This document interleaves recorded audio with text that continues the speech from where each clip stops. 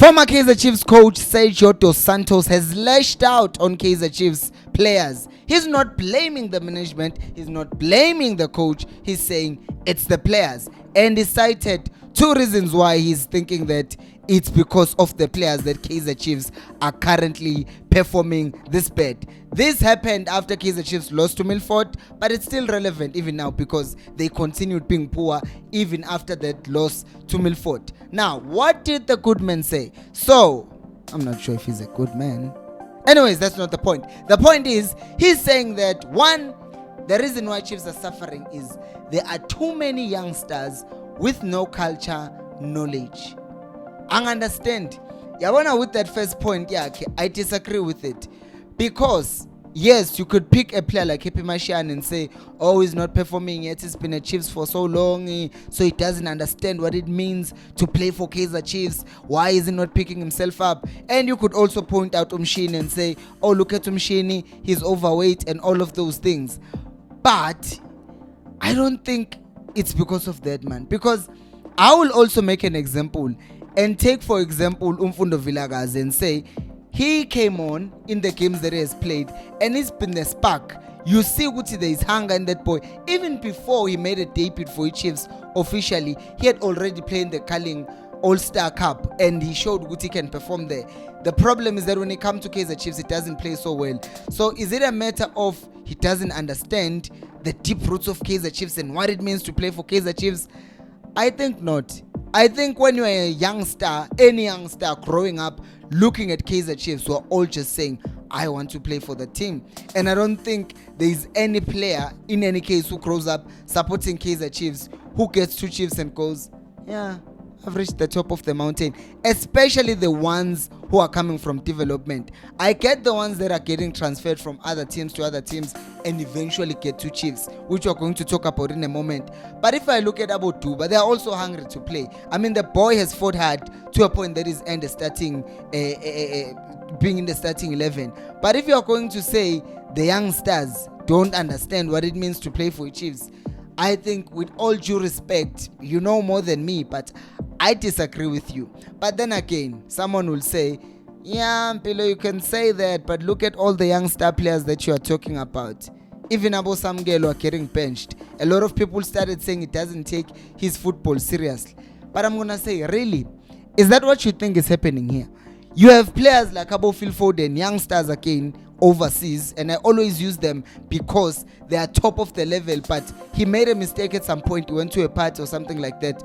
Guardiola put him straight in line. Look at what he's doing right now. He's probably the best player in the Premier League currently because of proper coaching, not because he doesn't understand the culture of Man City. It's because at times they are boys and these boys need guidance. They will struggle if there isn't a proper coach, a proper person who understands and know how to work with them. So if you are going to just say, sit on the bench, we can't risk it, they're not going to grow. And even if they do get played, eventually after warming up for 7,000-8,000 minutes, then they are frustrated already. And then you're not going to get the best out of them if you are not actually giving them any minutes to try and prove themselves. Number two, he says that the older players don't understand what it means to wear the jersey. Now, when I say that, I'm sure the first player who jumps out of your mind is Usfiso Hlant. And I don't think that he doesn't understand. I think it's complacency. And someone will obviously say, Mpilo, that's exactly what the man means. And I agree with him there, by the way. Because if you think about it, you look at the body language, Usfiso Hlant. I've said this, he's a very good player who's just not interested. And if you look at him just strolling and walking around the pitch, you question yourself, Uguti, does this man care about what is happening out there? Does he see what he represents? Does he see the kit that he's wearing and what it represents? Right? You think about Abo Abanda Badala, like Abo Kune. I know the Kune tribe is gonna come after me and say, Vele Onampilo, you don't like Ukune. No, I love Ukune. In fact, I love Ukune. But Abo Kune Bepuza, yet they are senior players in the team. What example are you setting? What do you mean if you are not taking care of your body, kick and tool? Because you are basically saying, I'm going to gain some weight and I'm going to represent this great club. That means you not understand, Uguti, for you to represent the best club in South African football, historically, then you are going to need to also be at your best, because if you are not at your best, then you cannot in any case, shape or form represent the club.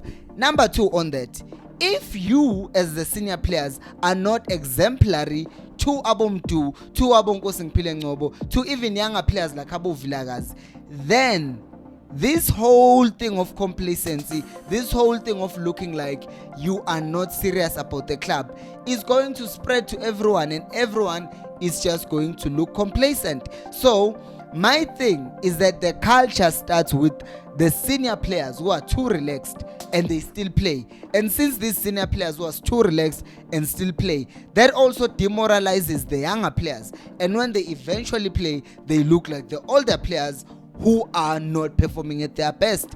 And then you just find yourself in a situation whereby everyone who comes to a team, no matter how good, no matter how dedicated they were before coming to the team, they now just look average. Because you know the old cliche, they say that if you walk in a room where there are 3 poor people, you are going to be the 4th poor people. If you walk in a room where there are 3 rich people, you are going to be the 4th rich person, because the mentality of your surroundings matters very much. And if you are going to an environment that is toxic, in an environment that is not productive, what do you think is going to happen to you? And there is one more thing that he actually says, and it's this. He says that one of the players smiled after missing the penalty, and that player who actually didn't smile is Edson Castillo after he played against Emil Ford. And his point is to say that these players don't care. But I went back to watch the penalties and to see Guti, did Castillo smile? He actually grinned. Like, it's not like I missed. Who cares? It was the thing with Ish. So I think he read too much into that. However, he still has a point, because there are some players who will lose with Chiefs, and then an hour later, how many times have you actually seen a status saying by Kaizer Chiefs players saying not the result you expected, but we go again? How many times have you seen that? I think it's because also I don't follow them that much, most of them. But I've never seen someone except to Kevin Msimango. I remember that one Kevin Msimango post where someone said something and then Msimango apologized for the performance, and then he never did it again, because obviously people are going to come after you and say you sucked and everything.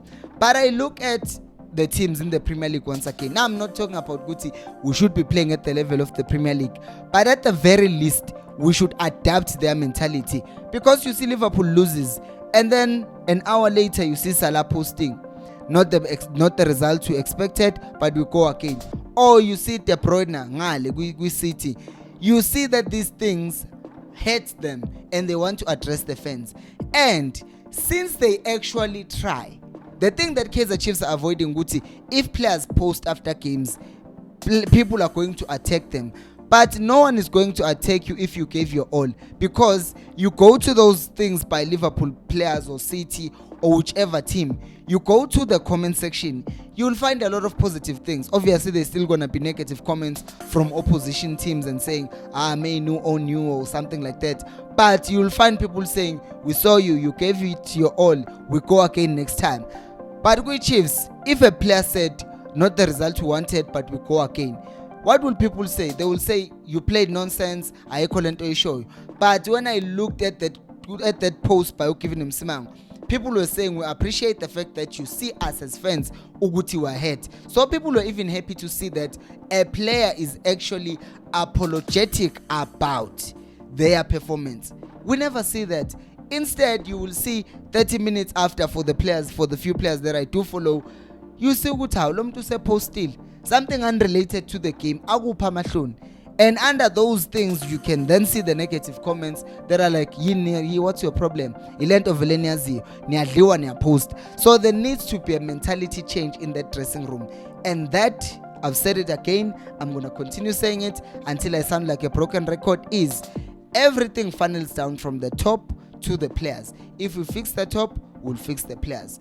Do you think the problem is the youngsters not having the good mentality, or is it the senior players, or is it something completely different that I didn't mention in this video? Let me know down in the comment section below, and like the video, subscribe to the channel. Thank you so much for watching, and until next time, remember, equals aliphela umoya.